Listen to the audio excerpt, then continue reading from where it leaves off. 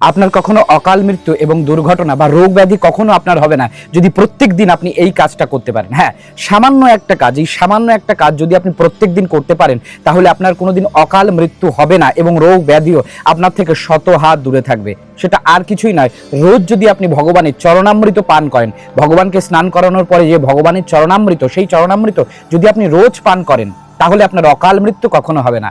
চরণামৃত পানের মন্ত্রতেই বলছেন অকাল মৃত্যু হারানাং সর্বব্যাধি বিনাশনাং কৃষ্ণ পাদদক পিত্তা শিরস ধরায়াম্মাহম, অর্থাৎ ভগবানের চরণামৃত অকাল মৃত্যু এবং সব রকম রোগ ব্যাধি বিনাশকারী। আপনার বাড়িতে থাকা গোপাল হোক বা বাড়িতে থাকা রাধাকৃষ্ণ হোক বা বাড়িতে থাকা শালগ্রাম শিলা হোক, যে স্বরূপে ভগবান আছেন সেই বিগ্রহ স্বরূপ, সেই স্বরূপকে আপনি প্রত্যেকদিন স্নান করিয়ে সেই ভগবানের চরণামৃত যদি আপনি রোজ পান করতে পারেন এবং এই মন্ত্র বলতে পারেন তাহলে রোগ ব্যাধি কখনো আপনাকে স্পর্শ করবে না। এখানে চরণামৃত শিরে অর্থাৎ মাথায় ধারণ করার কথাও কিন্তু বলা হয়েছে, কিন্তু চরণামৃত যদি আপনি মুখ লাগিয়ে পান করেন তাহলে সেই হাত কখনো মাথায় মুছবেন না। হ্যাঁ, আপনি যদি উপর থেকে পান করেন তাহলে আপনি সেই ভগবানের চরণামৃত মাথায় ধারণ করতেই পারেন, শাস্ত্র সেটাও বলছে, কিন্তু মুখ লাগিয়ে খেলে সেটা এঁঠো হয়ে যায়। সেই এঁঠো হাত কখনো মাথায় লাগাবেন না।